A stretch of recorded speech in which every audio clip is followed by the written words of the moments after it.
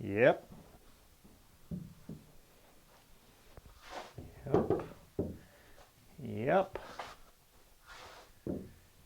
Yep. Yep. Okay, that's going to work great. Today we're worried about deck camber. Deck camber is how much curvature you have in the deck of a boat. And generally there are sort of recommended ratios of deck camber. Hershoff, for example, he recommends anywhere from 1/2 an inch to 1/3 of an inch per foot of beam. We're working with something that's just a little bit less than that. Part of the reason for that is that I'm doing a plywood deck on here. I don't like plywood decks to have an awful lot of crown to them, especially if the boat's got a fair bit of shear, which this one doesn't. But when they do, it causes you to have to sort of torture that plywood into place. It's forcing it into a compound curve. Plywood really doesn't like doing that very much. Now, one of the reasons I don't want a ton of deck camber here is I can't really use a lot of mechanical fasteners to hold it down. I want to try and keep weight down. And if I put a lot of deck camber in, the only way to get it to stay there is to use a whole pile of nails to hold it in place. And I don't really want to do that. So we're going with a little bit less deck camber, and I think frankly it's going to look better, especially with this sort of more modern, stripped down sort of aesthetic that this boat's likely to have. I think a little less deck camber is going to look better. Now what we have here is a deck camber pattern. And there's a very simple way to make this. In fact, there's several ways to make it, and that's what I wanted to show you today. And the way I'm using this here is my clamps or in-wales are not yet glued in place. I need to glue them up next, but what I want to make sure is that they are sitting proud enough of my shear line so that I can shape the deck camber into them. And to do that, I'm just laying this deck camber pattern on the in-wales, and I'm just looking to see that I've got a little bit of space here. I've got a shadow underneath it. That means I've got some material on the inside corner that I can shave down in order to get it down to the final deck camber. So I'm just checking along the length of the boat to make sure that that's going to work. If I don't have enough material there to get my deck camber, it means I need to raise up these shear clamps a little bit so I've got some meat to shave off. Looks like I'm going to be just fine, and in fact, when you get amidships, the rake of the sides relative to a plane across the boat is almost right on the money with our deck camber, so that's perfect. This is basically a chord of a circle. Unlike a spar, which has more of a parabolic curve, our deck cambers usually are a section of a circle. And to create that, there's a bunch of ways we can do it. Now, one of them, obviously, is we can do it like a long compass, where we set a center point somewhere, and then off in the distance, we have our material for our pattern, and we simply strike an arc with a string and a nail or pencil. And that's fine, but you'd be surprised at how big a circle we're talking about here. So the 1/2 inch to 1/3 per foot of beam is the same as saying like 6 times the beam. Well, it's 18 feet, obviously. And that's easy enough to lay out, but you know, there are easier ways to do it than having to find an 18-foot long stretch and trying to set this up on the floor to do it. So let me show you what that is. Okay, we're just going to do sort of a mock-up deck beam pattern on this piece of material right here. So the first thing you would do is we need a little bit of a baseline to follow. So I'm just going to use this Sharpie. We're going to just draw a line along the bottom here that's parallel. I'm going to flip that over. I'm going to strike off a little line at one end here, and I'm just going to pick a point that seems to be roughly in center. We'll do it at the other end here. Same thing. Okay.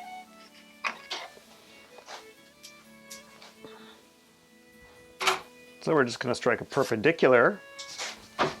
I'm just going to pick something that is arbitrarily, about the size that we're looking for. So if I use this guy here, and I'm only using this because I just don't happen to have a compass that can fit a Sharpie, and I'm just going to describe a line here. And one method is the projection method. And in the projection method, we would take half that circle there, so we got a quarter of the circle, and we divide it in half, and we divide those halves in half. Then we do the same thing with the base, and then we simply connect the dots. And what we get are 3 radiating lines that are of a different length. The next job is to project those lines out. So that just as we divided this quarter of a circle into 4 pieces, we would divide this into 4 pieces. So taking that, we would project lines up from those. And I'm doing this very roughly for the sake of demonstration. You'd be more careful about this if you were doing this for real. Now the next trick is we need to take the length, these lines that we've created, these divisions, and we're not going straight up. We're following the length of these from the base up the quarter of the circle. And we're simply taking those and we're stepping them off. So there's the first one. And grab the second one, and it's there. And grab the third one, and it's there. And then the fourth one is right here at our end point. Our last step really just involves using some nails. And we pop one at each of these intersections.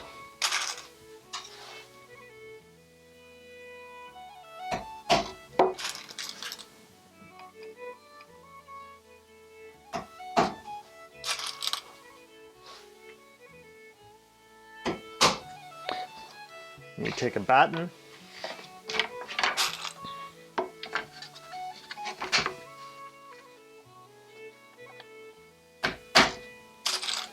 we wrap that batten around those points,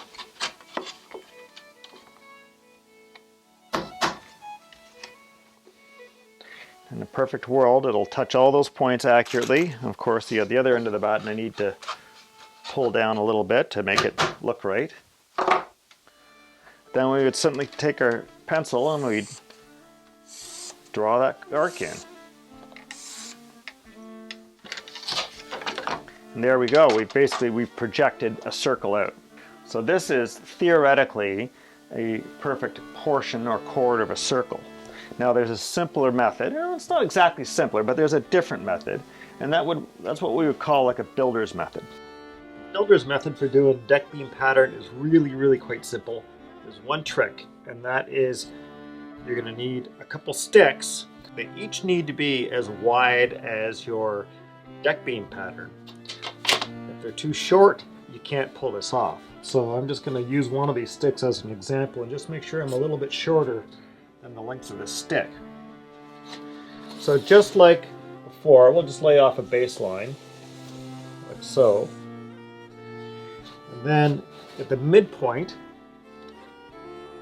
I'll have to fudge the midpoint here. I think it's going to be there. So it's 15. And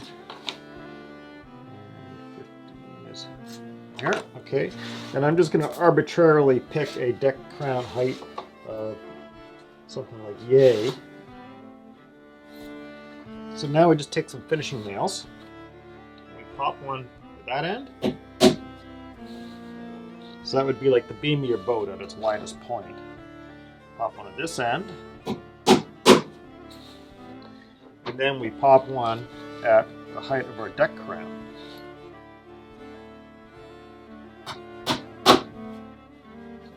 Okay, now you take your sticks, you lay those across those two nails, and you cross them over at the third nail in the center. So just make sure they're touching in all 3 places. And then you just tack these sticks together. So I'm just going to use a stapler here. These have to be fairly secure. Okay, now the last bit is dead easy. We get rid of the nail in the center, leave the other 2 behind. Get your Sharpie out, and then staple that down. So I'm going to flip that over. These need to be able to slide. So what we're going to do, we're going to spin this around.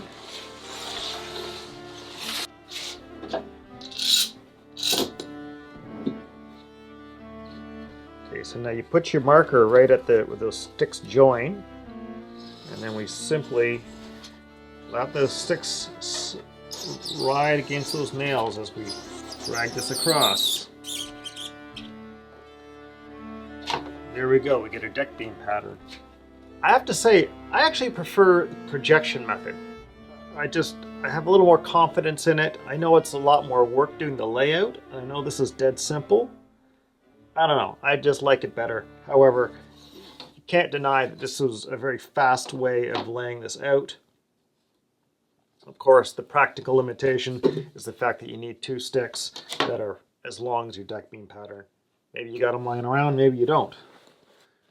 I would simply cut this out on the bandsaw, fair it up a little tiny bit. We try and be very accurate about staying close to those lines though. And then of course the portion we hang on to is this negative portion here. And we use that to fair in our shear line. But you could use the other portion too. If you're careful about cutting this out, you could use this other portion for actually laying out your deck beams if you wanted to. But you could use either part for doing that. That's all there is to it. It's time to start fairing out the shear and putting our deck camber in. We'll start up here with this little tiny breast hook.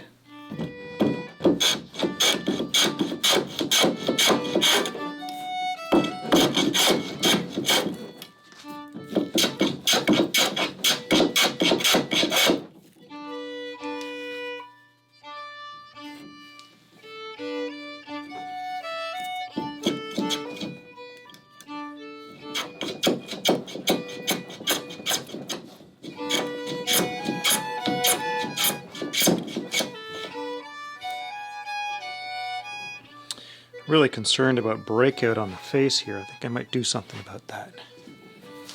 Okay, I added a little scrap of material up to the bow here just to keep the end grain of the stem from breaking out.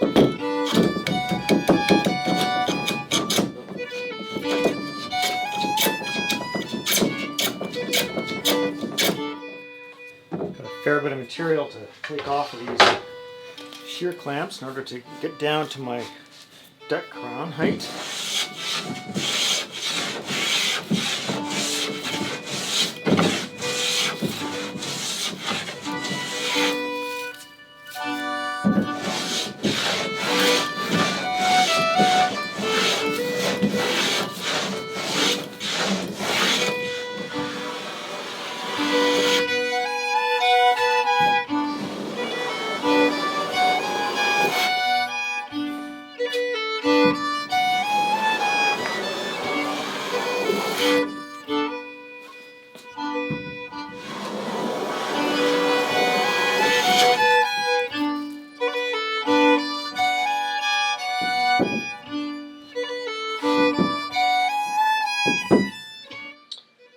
For that little fit right there.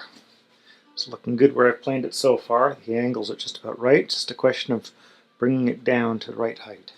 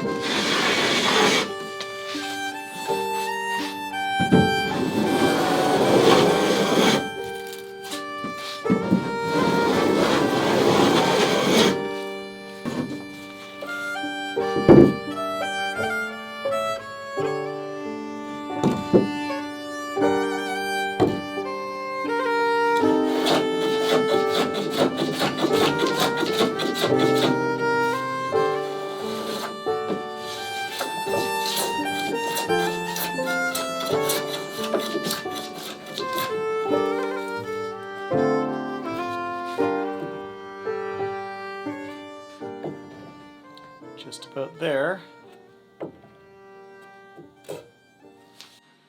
As I was carving the deck camber into the boat, I realized that it'd be nice to have sort of a fairing block that matched it, and it was just coincidentally I had some of these scraps from an old project, and they just happened to, right on the money, match my deck camber. So it's kind of a fluke. If they're out by such the smallest amount that it's not even worth worrying about. In fact, they may be fairer than my little pattern here, just because they've been bent around a form. Chances are they've faired out the line a bit better. So what I'm going to do is I'm going to turn this into basically a longboard that's curved on the inside. I cut some pieces of sandpaper to match, so it's just 80 grit, And I'm going to use some spray adhesive to put it on there, and I like using these 3M products. Super 77 is a great adhesive for all kinds of different stuff in the shop. So just needs a little dusting. And we give that just a minute to tack up, and I'm only going to just glue the one side.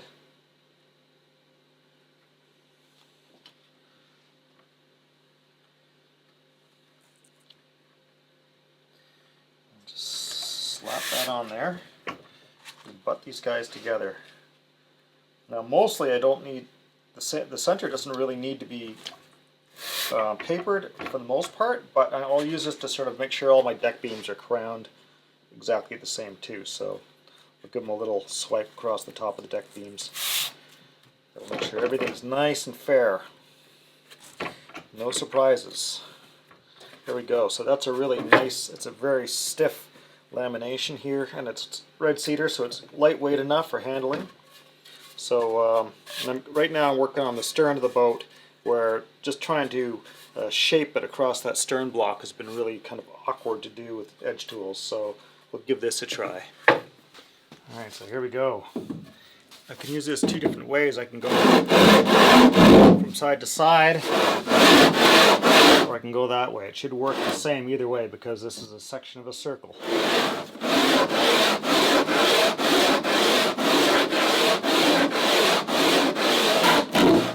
And there's my bulkhead's just got a little more height to the center than the shear does.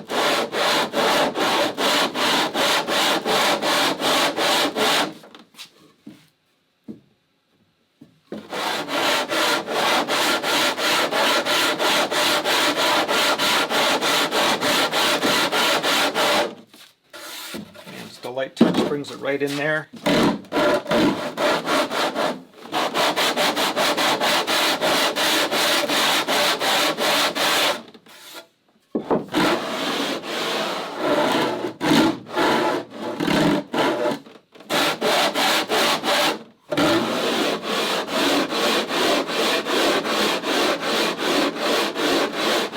Part of the difficulty in doing this is the boat wants to wag around in the sling here, so it makes all of these little fairing jobs really kind of annoying. And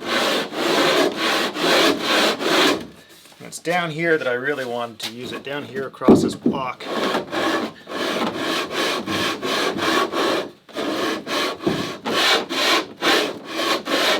Yeah, looks like I gotta give this a bit more work with the edge tools just to reduce some mass. I'll get it a little closer and then we'll finish it off with the sanding block here.